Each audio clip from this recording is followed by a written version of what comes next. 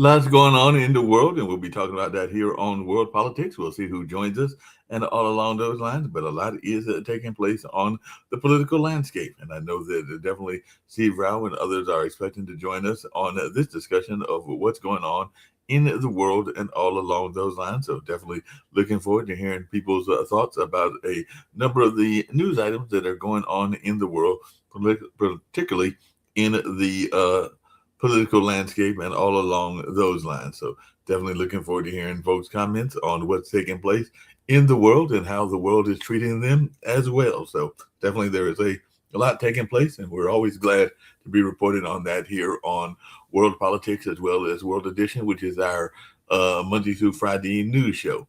Trump is weighing using U.S. military to acquire Greenland, is what the White House is saying. So this has been reported that he is weighing using the U.S. military to acquire Greenland.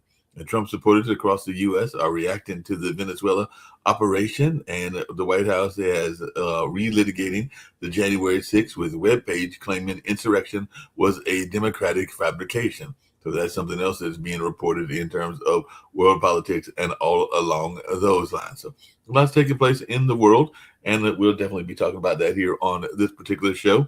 France and the UK have committed to deploying troops under a proposed Ukraine peace deal. So there is talk of a proposed Ukraine peace deal, and UK and France would send troops to Ukraine in the event of a peace deal, Starmer is reported to have said. And in Paris, Witkoff dodges hard U.S. commitment to Kyiv. And on January 6th, the coalition of the willing to decide on the deployment of multinational forces is what's been reported by one of the media outlets as well. So definitely there's a lot going on in that space, and definitely a lot taking place in that way. And like I said, Trump is looking at possibly going into Greenland with a military action as well, and target divisive reform in 2026. Keir Starmer tells ministers, so that's something that's going on in the UK. Government lacks emotional link with voters. Cabinet minister is warning in that part of the world. And Starmer tells cabinet a fight of our political lives in the clash with Farage's Reform Party. So that's definitely something that people are talking about as well. And Starmer tells cabinets to prepare for the fight of their lives, as I said earlier. And fire safety inspection lapsed for years at Swiss Bar, where 40 died in a New Year's blaze. Swiss Bar, had hit by a deadly fire, was not inspected for 6 years, authorities are saying, and all along those lines. So definitely that's something that people are talking about, as even skiers in the Swiss resort honored the victims of the New Year's Bar fire and all along those lines. And a 5.7 magnitude earthquake shook Japan. So that is something that people are talking about as well. As a strong quake rattled western Japan, no tsunami was observed. Strong earthquakes rattled western Japan, followed by several more shakes, and all in that way. And can China and South Korea reset complex ties after the G-Lee summit? So South Korea's Lee Jae-myung seeks a new phase in ties with China at Xi Jinping meeting. So definitely China has stopped publicly urging for North Korea's denuclearization, and China and South Korea are to carry out cultural exchanges in an orderly manner, is what Beijing is saying. And Xi Jinping demands a stand with China amid global order turmoil. And Pope Leo the 14th closes the 2025 Holy Year with a critique of consumerism and xenophobia. So definitely the right for the closing day of the Holy Door at St. Peter's Basilica, and springtime delayed while the Great Jubilee's promise remains unfulfilled. Closing Holy Year, Pope calls to reject distorted economy of profit. So Pope Leo the 14th closes St. Peter's Holy Door, concluding the Jubilee of Hope. Japanese Prime Minister Taiwan comments prompt China to ban certain exports to Japan. So China slaps export controls on Japan military for their remarks on Taiwan. And China bans exports to Japan of dual-use goods that could enhance Tokyo's military power. See how a Chinese attack on Taiwan would be Japanese problem, is what the Wall Street Journal is reporting. And some people, including NPR, are saying why Japan pulled the plug on Japan why China pulled the plug on Japan, the indicator from Planet Money, and that was reported in NPR. And tourists on a remote desert island stranded after a rift between U.S. allies. So hundreds of tourists have been stranded on a remote island as troops are pulled from a conflict zone. So Americans among foreign tourists stranded on a desert island in Yemen. So hundreds of tourists stuck on the Yemeni island as tensions simmer on the mainland. And Maduro's wife is seen in court with visible injuries. This is something else that is being reported as folks are getting ready to get into the whole notion of that particular trial and all along those lines. So definitely lots going on in that way, and we'll be glad to be reporting on that and seeing what folks have to say about that as well. Minnesota is stuck in Caribbean after the U.S. strikes Venezuela. So the Wall Street Journal was saying, well, you can't get home from the Caribbean and nobody feels sorry for you, and all along those lines. But definitely that's something that people are talking about as Caribbean travelers are stranded after U.S. raid in Venezuela cancels flights. And escaping St. Barth was nearly impossible this weekend, and that's what was being reported by Vanity Fair. So travelers have been stranded in Caribbean as the U.S. military operation sends airlines scrambling to add additional flights and to help people get out of that area. Venezuelan operation magnifies Pentagon's shift west and away from China. So Trump's plan to own the Western Hemisphere and Greenland is not what Americans want. So WTOP said analysis, the Iron Law doctrine, Trump signals a new American order built on power and not necessarily on diplomacy. The Venezuela strikes are the beginning of a new Western Hemisphere. Trump's moves to dominate the Western Hemisphere is what The Hill is reporting as well. So definitely a lot going on in that space. And a Berlin mayor has warned on infrastructure after power station attack. Thousands in Berlin go day without power and call service after cables are set on fire. German prosecutors open terror probe into the Berlin blackout, and protests over AI climate crisis leaves tens of thousands without power in Berlin. So that's something that people are talking about as well, this notion of the crisis and all along those lines. I'm going to bring in Sasha Starr, hear what he's got to say about a number of these stories. And by the way, a ban on TV junk food advertising before 9 p.m. comes into force in the UK. So apparently, if you're going to the UK, don't expect to see any advertisements for junk food during those hours and everything like that. So junk food TV and online advert ban comes into force there in England and all along those lines. And Central African Republic Touadera wins his third presidential term. So this will be his third term in the leader of that African nation. And that's definitely something that folks will be following in the African nation. And Saudi Arabia's dispute with the UAE exposes a deeper regional power struggle. So there are a lot of these regional power struggles going on as well. So Saudi-backed government forces retake multiple cities in southern Yemen, and the Yemeni government accuses separatists of Aden restrictions. So definitely a lot going on even in the Middle East.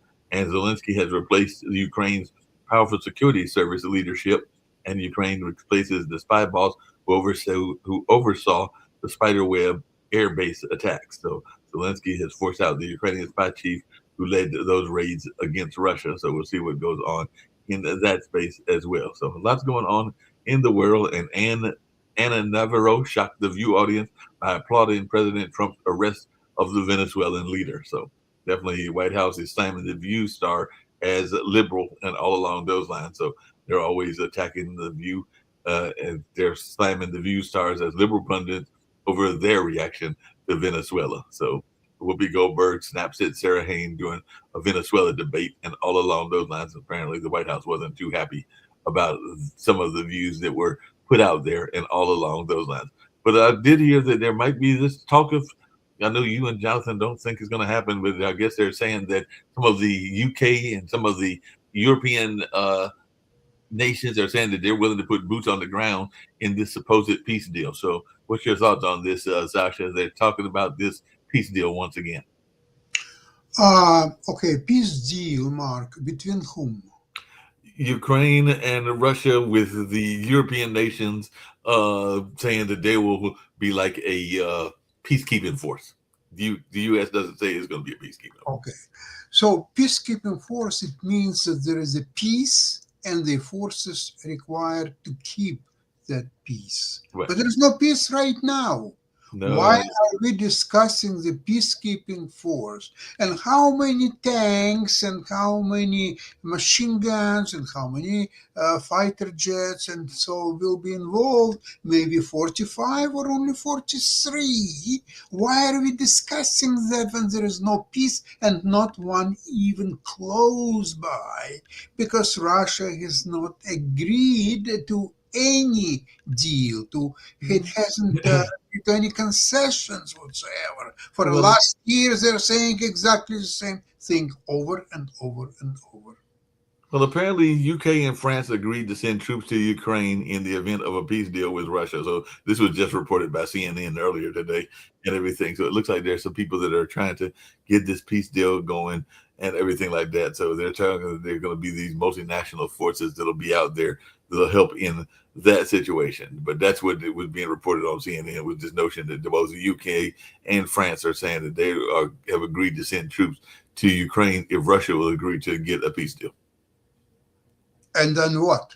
It's everything what you just said is absolutely meaningless because they're saying if there will be a peace, then we're going to send forces. If there is a peace, this forces is not a big deal. It's a big deal now when there is a war. It's no big deal if there is already a peace. Well, Because speaking of no peace and everything like that, it looks like Trump is weighing again U.S. military to acquire Greenland. So he's already invaded Venezuela and captured their dictator, and nobody is shedding many tears over that and all along those lines. But now he's saying that he's weighing U.S. military to acquire Greenland, and this was reported earlier today. So it sounds like he is thinking about sending the military to Greenland in order to acquire Greenland. So it sounds like he really wants to obtain a lot of different places in the world. So what's your thoughts about him now saying that Greenland may be his next target? yes, my thoughts on that are that Trump is absolutely powerless in internal politics inside the United States. His economy, his everything what he's doing is just going in flames. And that's not surprising because a man who had a string of bankruptcies, who is a criminal, who was convicted felon, what else are you expecting from him? Nothing but bad things, and the things are happening right now as we speak. So his only chance is to do something about the world politics and start all kind of wars and all kind of stuff that he has pretty good chances to succeed. It's not guaranteed at all, but at least he has some chances to succeed. And that he would bring on internal on this the upcoming election, midterm election, and so he has nothing to show for the domestic achievements in for Republicans, but he may bring tremendous international achievements. So what they are? Okay, so he took down Maduro, he brought him to U.S. Do you think for sure he will be convicted in New York's court? I Well, don't think so. I do not think so because Trump, in one of his messages, recognized Maduro as the president of Venezuela. And how another power can judge the president of Venezuela or any other country? So I really don't think that he will succeed even at that. But let's leave that alone. The trial will be sometimes in March. Okay, so we'll see what's going to happen. yeah, but Uh, I'm not sure that U.S. has ironclad conviction against Maduro done, engraved in stone. I really don't think so. However, okay, forget about Maduro and his wife. So they're in states. They will be preparing to trial, and the trial will take several months. Okay, we'll see what's happened. Now, what's happened in Venezuela? So, U.S. now they want to run the country, as Trump said, right? So for that they have to invade the country properly with their tanks, with the machinery, with thousands and thousands of fighters, the armed people. It's not going to be just Delta Force. It has to be a regular army that would march into Venezuela. And what do you think Venezuelan people will say? Oh, thank you very much. Welcome, Americans. We want you to run our country. Please do so. Get our oil, get our resources, get everything, and good luck to you. Enjoy yourself. Do you think that's a scenario? I don't think that's the scenario, and I've already heard, as I mentioned earlier, that there is a 92-year-old judge that is who is going to be uh, leading this courtroom, and apparently he's not a friend of Trump. He's actually ruled against him on some cases, including around the WikiLeaks leaks and everything like that, or the WikiLeaks. And he's definitely been involved in a number of other cases. So I don't know that he's even ruled against Trump in some cases. So I don't know that he's necessarily going to win. And I've also heard that there is some sympathy votes going on because apparently Miss Maduro is sporting some injuries. So I guess they're trying to say whether those injuries took place when she was grabbed by the U.S. and everything like that, or whether maybe he was causing those injuries. But there is some reports that she has some injuries on her face and everything like that. So they might be going for the sympathy vote. We've got Steve joining us as well. So I'm glad Steve's joining us on this particular show. So we'll see what Steve's got on his mind as well. Sure. Yeah. Hey, Steve. Hey, how are you guys doing, man? I've been Good, Steve. How are you? great to see Sasha Star. So I've been Thanks. stranger, folks. It's been a crazy year. Yeah, things are going good. I am really working hard on the campaign. There's I think a lot of people on the street that I am the front runner in this race. So it's either do or die. If I win, I'll be in the 4-year term, hopefully, and that'll be huge for my political future, either to run for council of state or of something. But if it doesn't work out, I don't think I'll ever run again, and I will figure out a way to live life. So I've decided this is it for me, and I'm excited. Hopefully, we have a bright future for you in any case, whether you. Yeah, well, I mean, it's politics is also not as noble as it used to be. So, and I really love my work with the media. I really missed you guys, actually. I mean, I got to be honest with you. It's really rewarding being on TV, being on radio, and so I'm going to leave it to the hands of God. But with that being said, as we talk about world politics, I think there's a lot of. I lived in Venezuela for a few months in the 90s. I've always been so sad for Venezuela because it was such a beautiful country and just was completely pillaged by these dictators, particularly Maduro. I think a lot of us want to get rid of these dictators, but I don't think it's good foreign policy just to rip dictators out without any kind of idea of what a post-Maduro Venezuela will be like. And now talks about him coming in and taking over Greenland.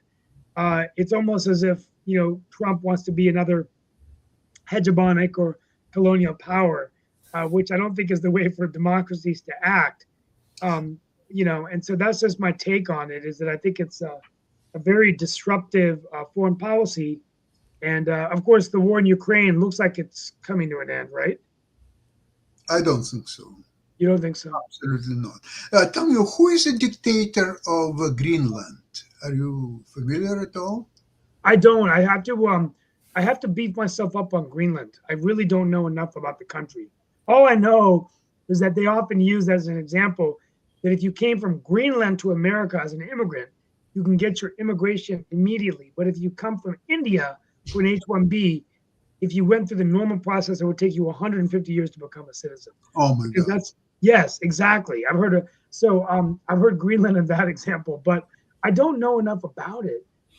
It does make sense from a strategic perspective in terms of dealing with Russia and everything, but I don't want to say anything in the air without knowing my fully vetted. But I think it's just, one thing I will say as we look at, Fareed Zakaria gave a good point a couple of weeks ago when I was listening to him that, if you look at the Monroe Doctrine, when we were coming in and taking over these Latin American countries, it was a very different time because there was so much more of the trade. But if you look at the trade, it's maybe 300 or 400 billion versus Europe, it's trillions, and China and India, it's trillions. So in terms of the long-term view of the world, it's very short-sighted for America to just come into the Southern Hemisphere and just start taking out folks. I mean, who's next? Colombia, Cuba, Venezuela, and then we're going to have all of these countries that we're going to have the headache of transitioning the government. And Steve, just a couple of days ago, I got myself familiar with the Monroe Doctrine, and I read exactly what it is all about.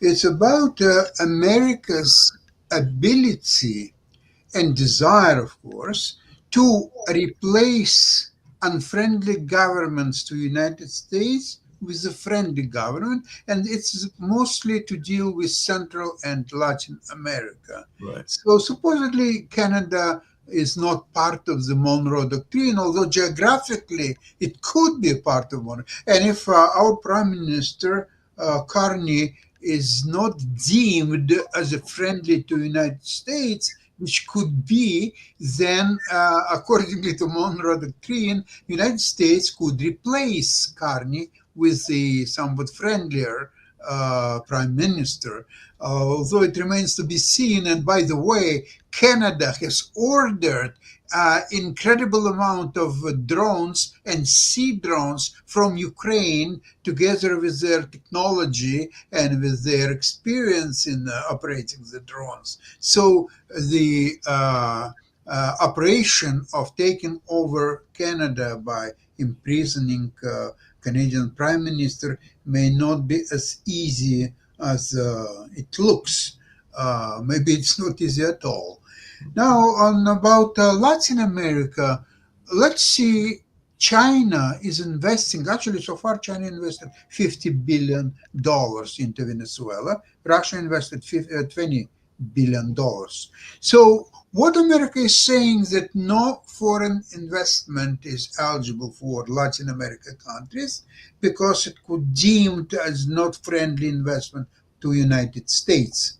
So therefore, if you take a country like, Argentina or Brazil or just almost any other country, Paraguay, so America could prevent China or anybody else to invest into their country. But if United States is not investing either, so what they're saying is, okay, you just stay there and just die. We are not going to invest ourselves, and we are not going to permit anybody else to invest. How, in your opinion, Steve, does it work? You're talking about just the validity of a concept of a Monroe Doctrine, which could have implications, say, 100 years ago. Basically, the idea was that America didn't want European powers to get involved in the Western Hemisphere. It made some sense at that time. I think that's exactly what I was trying to say. It just doesn't make any sense now when you look at kind of globally. We still need to trade with Europe, which is still a big market. Europe's had a lot of problems. You have the Asia countries like India and China. Trade is getting into the trillions of dollars there. So, and you look at the big picture, it's a very short-sighted economic policy. I mean, I think that there's a way of doing it. I mean, I do think that getting rid of these dictators does make the world safer. We don't want people like Maduro in office. But I think just coming in and taking a leader out without any kind of transition strategy, number one, we did this in Iran. I mean, we did this in Iraq, right? We did this. We saw this under Bush too, and it simply didn't work. And so I think it's a balance. And I think that, this may be, Sasha, about the oil. He wants to just, control the oil. But, I think the reality is we know that he would not be able to get this through Congress. I mean, Donald Trump, if President Trump came and said, I want to go to war, he's not going to get the votes from the Democrats. So that's why he's going above them, and I think other presidents have done that. When Bush 1 invaded Kuwait, right. I can't remember, but I think he just went in, but I don't know, but he did come in and announce. He did come to the American people and announce it on television, and then he did make a comment about it. He didn't just go in there So I think that's the whole point is that as the president of the United States, you can't just go in there and start attacking every country. You're not a dictator. hold on. There was a several months gap between invasion of Kuwait by Iraq, and United States were involved at that time in the diplomacy and talked to Iraq and explain it to Europeans and to American people and so on. So it's happened. I was in Kuwait one day before invasion, by the way. I was flying from Singapore to Amsterdam through Kuwait and stop over at Kuwait airport. It's a huge airport, empty, and it was one day before invasion. So when invasion happened on August 1st of 1990, so there were a lot of diplomacy, negotiations before, and I remember when at that time James Baker, and he was on television. He was talking about the situation, and he said one word, regrettably. And at that time, stock market went up 100 points because that word means that there would be a war. And that war was actually very popular with American people because in Canada as well, because a lot of people after work, when they were asking each other, where are you going now? Watching the war. I'm going to watch the war because it was all in real time, so you can see all the smart bombs and so now. But there is no diplomacy happened here in Venezuela. Okay, they sent a huge fleet and jet fighters and everything else, but I never heard about any diplomacy because there could be U.S. could make a demand. We want this and that, and let's see in a week time. And if not going to happen, then we have to deploy our forces and so on. But that never happened really. Or am I missing something? No, they said there was a couple of reach outs to Maduro, and Maduro ignored those reach outs and everything like that. So they did say that they tried to make some diplomatic ties. Now, whether that's the fact or whether that's Trump fiction, that's up for debate and everything like that. I did have a quick question for Steve and everything, because the one thing that's back in the news is the tariffs, and apparently even Donald Trump has said that Modi is not happy at him because of the steep tariffs that India is facing, and a part of this is around the Russian oil and all along those lines. But even Donald Trump earlier today said that he and Modi are not on, that Modi's not happy with him, and he's maybe not. I think this doesn't, you're overturning. I mean, first of all, the damage is already done. I mean, India is, I know there are things that Modi is doing that I don't like. I mean, my parents are from India. The thing they liked about India, it was not focused on only religion. When they grew up in India in the 40s and 50s, they left in the 60s. But India was focused on just, you lived in India, but now it's so focused on the Hindutva, one religion, persecuting Christians and other Muslim minorities, which I don't agree with, limiting rights of the press.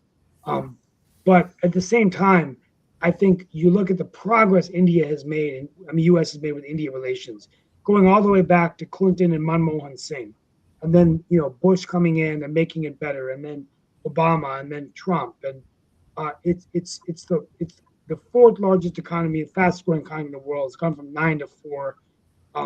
You have a tremendous workforce pipeline of tech talent. This is not the time to just completely dismantle the relationship with India, particularly when we're trying to counter China. Now, this might be about them getting, and I know Sasha Starr's probably not happy about India buying oil from a ruthless dictator like Putin. No longer.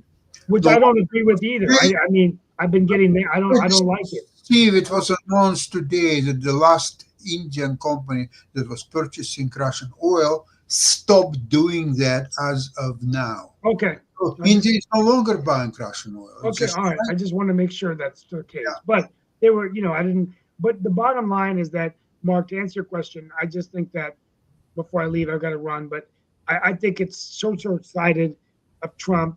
I've been hearing rumors there were backside deals. Apparently there was a Pakistani American that raised lots of money for Trump, and there were backdoor deals. So who knows whether he's promising things? I don't know. But the reality is he's basically taken the 30 years of progress in the U.S.-India relationship and thrown it down, flushed it down the toilet. And Modi is never going to forget him for this. And now what we've done is we've alienated India. we've given them more of a reason to say, look, we don't want to talk to U.S. Let's go deal with Russia. Let's go deal with China, which is kind of scary. When you see Modi with Ping, you go, do you want the world order, a strong India and China? India is the world's largest democracy. They have a strong military, much stronger than Pakistan. But, Steve, don't be surprised if Trump will get friendly not only with Putin, but even with China, with the Emperor Xi. And that could spell some unpleasant situation for India, because India will be left against basically all enemies and no friends. I know. That's it's horrible. Well, guys, it's been an honor. I've got to get ready for another call, but I will be back, starting March 3rd, either March 4th, I'll be victorious in the election, or I'll be a former council member that will just put all of my time in the media and try to make more money and enjoy life. Because, guys, if you're out there thinking about doing politics, I just want to tell you something. It's not a way to live your life.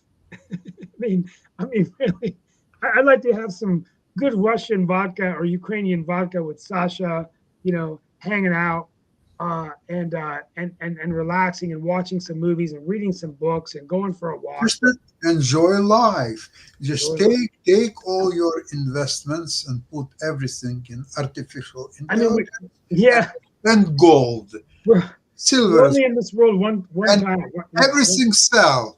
Sell everything. Just have this.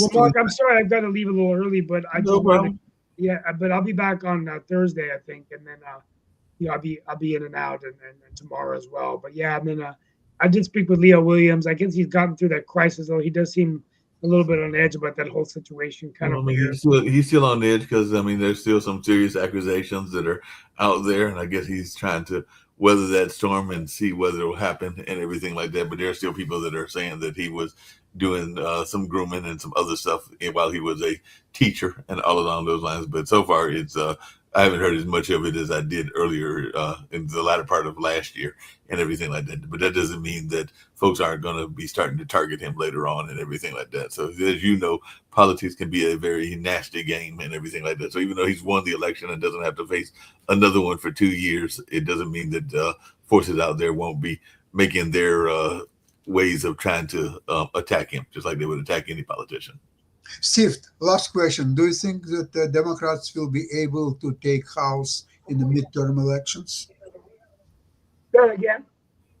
Do you think that it's possible that Democrats will win the House in midterm elections? Yes, I do. I think it's going to be a good year for Democrats. I think Roy Cooper will be the new U.S. Senator. I think it's been such a mess. The question is, I think they can win back one. I'm meeting Hakeem Jeffries on Friday. He's coming here, my partner, my firm, and I are hosting an event for him. I think that they'll win the House. They could win the House, but the Senate could be close. But I think it's going to be a good year for Democrats. I think 28. I had a call with Governor Beshear a few days ago, and I think that he's going to run for president. I think Newsom's looking at it. Buttigieg maybe. I mean, who are they going to run with the White House? So you can win the midterms, but they got to win the White House back, because you don't win the presidency, then it'll be J.D. Vance. I think he'll be anointed as the heir apparent to Trump. That's what I hear. Unless Trump runs for a third term. At this point, I wouldn't put it past him, right? He'll find a way. This is what I call the reality TV presidency, right? Anything's possible, man. It's like the show Olympus Has Fallen, or if there's got to be a Jack Ryan out there or a Jack Bauer from CTU 24, right? So, but thank you all, Mark. Sasha's going to come back. I got to run to go to Raleigh for a city council meeting and then another meeting. So, I'll be on tomorrow, and then Sasha, after the primary, we will get together on your Ukrainian show. Okay. Excellent. Thank you, guys. As Walter Cronkite used to say, I used to love this as a kid, and that's the way it is. January. For Cronkite, and that's the way it is. January. And by the way, don't forget that today is the 5th anniversary of January 6th. That's right. Uh, It's the fifth anniversary of January 6th and everything like that. So yeah. Okay, 5 years ago. All right. All right. Thank you guys. Goodbye. Thank you. Yeah, appreciate you. Yeah, Jajobi, you still with us? Yeah, So I'm still here. I just got here. well, I saw you popping in and out and everything like that. So what is Oh your yeah.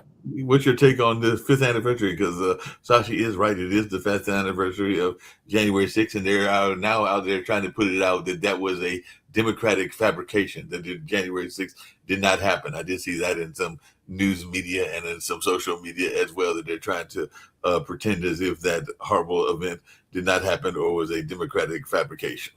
You know Oh, what? it's Hold on. What Brazilian President Luna? You know what he said? If Trump would be in Brazil, he would have been already in jail. That's what he said. I mean, that's the official White House position now too. Sasha, I don't know if you saw that on the White House, I guess it's whitehouse.gov, they changed it to the real January 6th. To the what? Yeah, they put out a Trump, and just like they changed all the stuff about the history with the White House, with Barack Obama being the first black president, and so on and so forth. They changed all that. Well, they changed also the January 6th, put out a statement and trying to say that, well, the real January 6th was peaceful and all this other stuff. Yeah, it's bogus. And yeah, Sasha, yeah, he's right. If you were in Brazil, yeah, that man be in jail.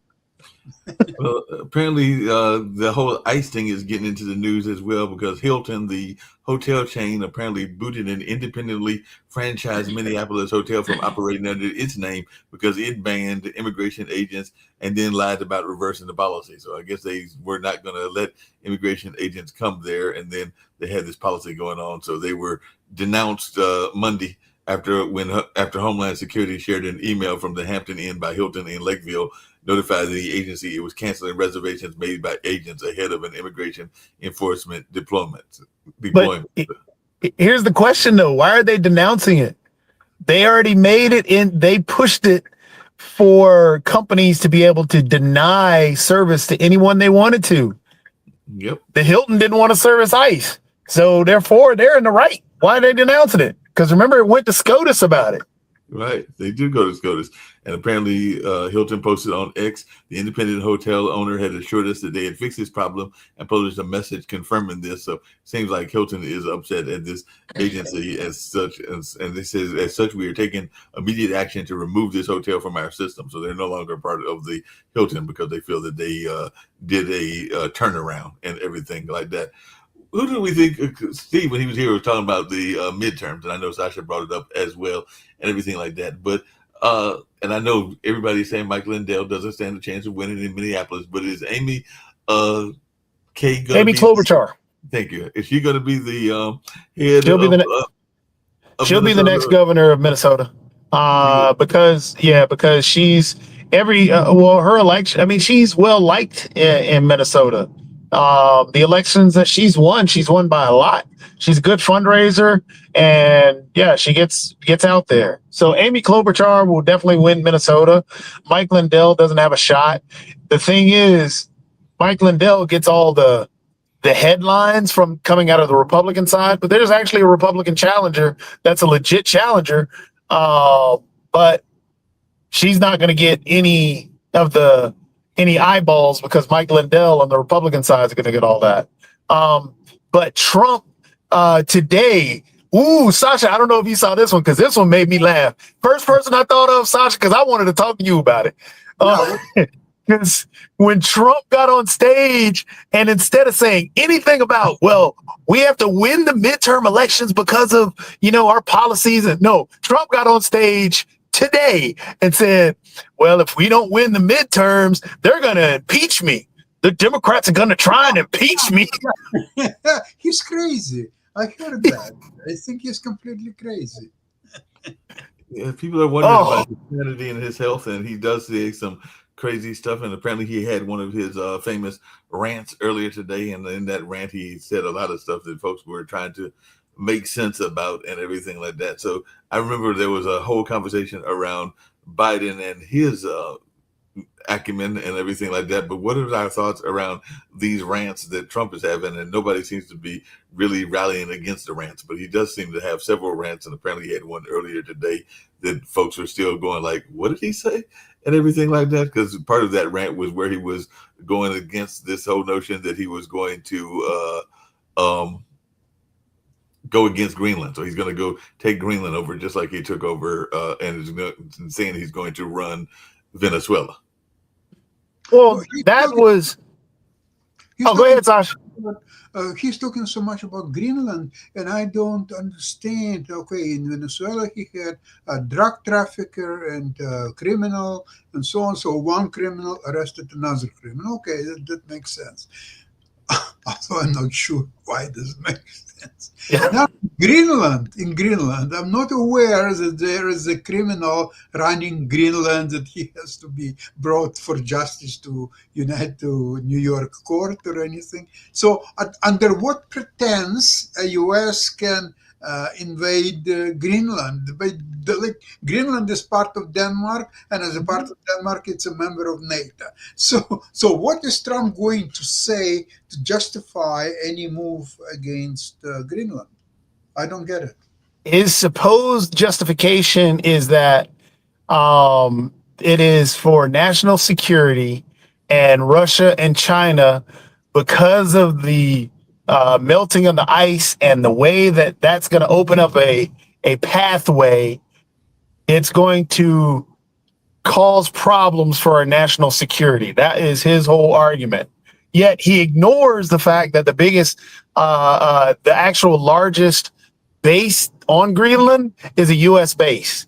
There are partnerships that can happen between Greenland, but he doesn't care about that. All he cares about is this whole show of force.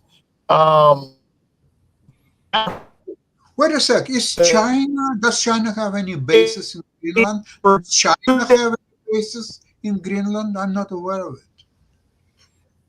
Let me get his phone jacked up. Yeah, I think his phone's acting up.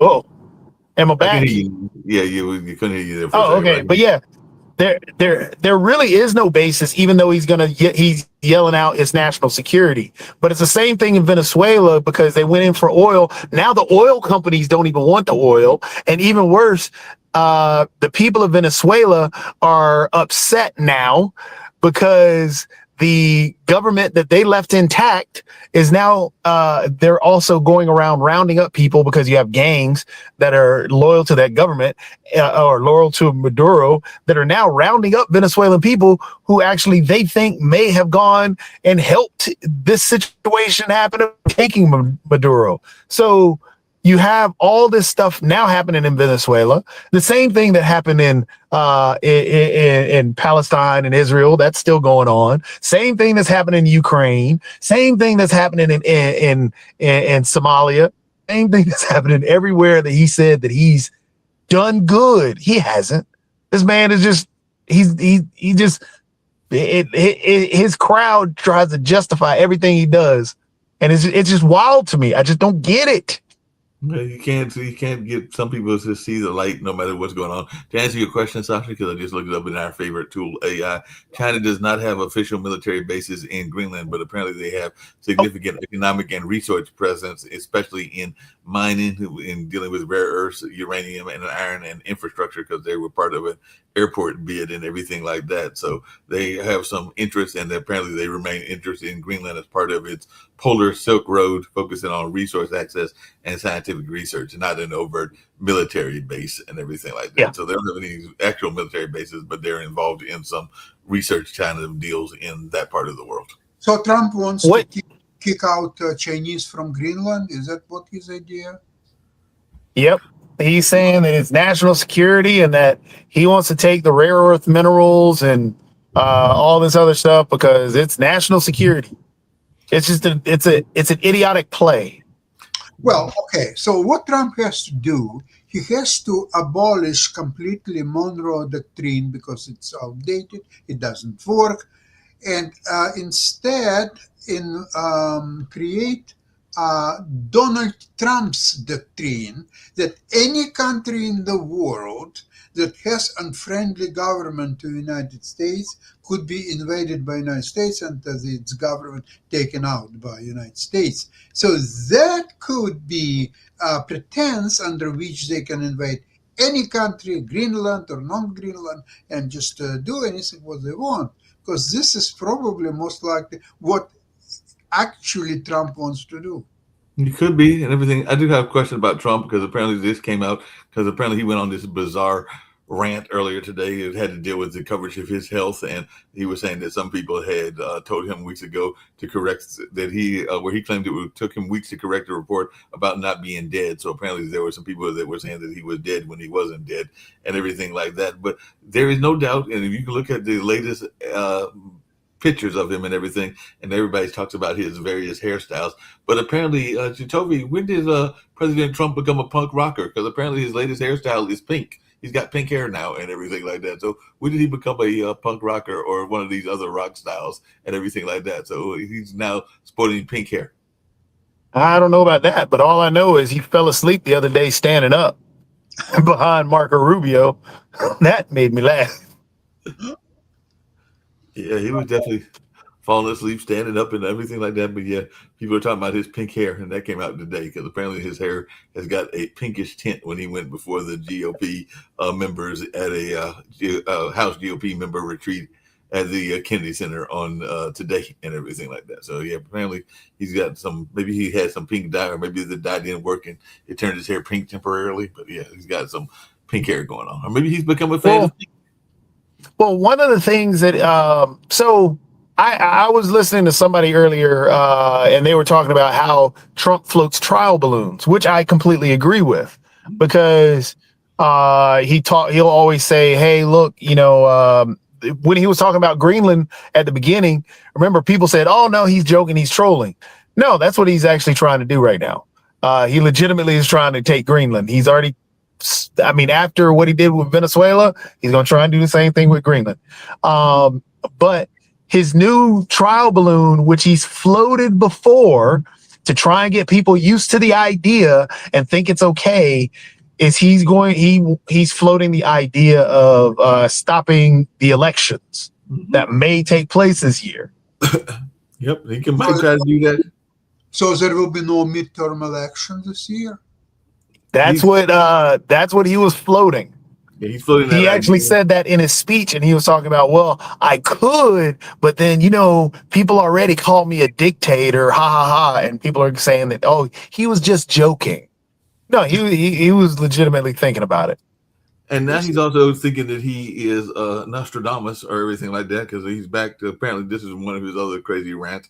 Yesterday he was insisting that he predicted 9/11 and failed to save thousands of lives only because no one listened to him. So over the course of the last decade, he's made claims that he warned of the dangers of former Al-Qaeda leader Osama bin Laden in his 2000 book, The America We Deserve, despite there being fact checks proving that he didn't say any such thing. But he repeated it on Sunday night, painting himself as a visionary to reporters aboard Air Force One as he flew to Washington, D.C. So he's claiming that the reason that all these lives were lost because nobody listened to him, because he was already predicting that this was going to happen and everything like this.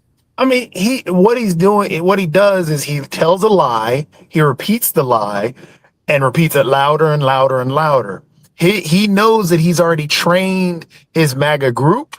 That's why when Nick gets on here and he parrots off those things, all the individuals that, kind of follow and like Trump all throughout our years here come on and say exactly what he says, parrot it verbatim, knowing that it's a lie because Trump has trained him that way. For example, today in his speech, he also said that there were no deaths in Washington, D.C. Right. Said it a couple of times that he stopped all. Well, there have been 59 deaths, 59 homicides since that in that same time span, 59 plus. So go all the way. He's just lying. Yeah. All he does is just lie, and they'll just repeat it. Yeah. He just keeps lying, and they keep giving the same lie It's justification and everything like that. But it's the same. Was it Joseph Goebbels? Is it Goebbels or Gables? Goebbels, I think it is. Who did the whole, that was his, he was the messenger, and that's the way he worked it. It's the same propaganda use. That's what Trump does. When people said that, I think, wasn't it in his ex-wife's book or somebody's book saying, or some reporter talking about how Trump, he had an affinity for Hitler, read Mein Kampf and all this other stuff, and he liked Hitler. I think these are the things that he did. Yeah, I think David K. Johnson, that used to be regularly on here, used to say stuff like that, and some other people have reported it on as well. So there have been a couple of reporters that have mentioned this. Really quickly before we get ready to end, we got some other shows coming up on the network and everything like that. What is our thoughts about the break, though? Because it does seem like there's a break in the MAGA wing. I mean, we got Marjorie Taylor Greene, we've got others that are leaving, and some people are even asking me. I had a friend of mine yesterday ask me, where is Caroline Levitt? And I think he's expecting another child, so that might be where she's disappeared. And then they were wondering where Kristi Noem is, because Kristi Noem hasn't been as visible as she used to be. But then there are folks that have literally left the MAGA wing, like Marjorie Taylor Greene. So what is our thoughts on this notion? Is there a fissure happening within the politics of MAGA politics? Yes. Epstein started this whole Epstein saga. He had created a huge part of his voting bloc were people that fell in love with him because he was going to uncover not only the Epstein files, but all this other stuff, because they believe that the government is keeping all these hidden secrets, conspiracies, and everything else. So yes, the whole idea that he is now covering up for Epstein has fractured the MAGA movement. So therefore MAGA still they're still wanting Trump, and they'll vote for Republican before they vote anything else.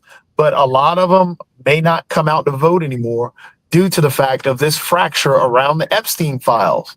And Trump can't release the Epstein files because it implicates him. I mean, well, there's something there. Something's there. I'll tell you what is there, where Epstein said very clearly that Trump is the most disgusting creature on earth. That alone is enough to release files. Yep. And folks are still waiting for those Epstein files, so we'll see whether they get released in the next days or weeks ahead. But they've been waiting for a while, and we haven't seen any Epstein files and all along those lines. So I got to get ready to get to the Mama Noni show and everything like that. So we'll get ready to wrap this one up, Sasha and Jacoby. It's been fun having conversation with y'all, and we'll be back tomorrow with World Edition and also the Modern Investment. So I know that you'll be talking with Jimmy and others about what's going on in the investment space. Visit the Modern Investing, because I will release very important information tomorrow, and very useful and practical. Sounds good. So definitely listen to that tomorrow. He's going to release some important information that can help you make some money and all along those lines. So definitely right now we're going to get out of here, but Modern Investment will be at 1:00, and we'll have World Edition on Wednesday. And I've also got the online dinner party where I've got some guests coming, including some musicians that'll be appearing on Wednesday. So Wednesday will be a full day of great entertainment. So out here on Pod TV. But right now, let's get on out of here, and I'll catch y'all gentlemen later. Bye-bye. Bye.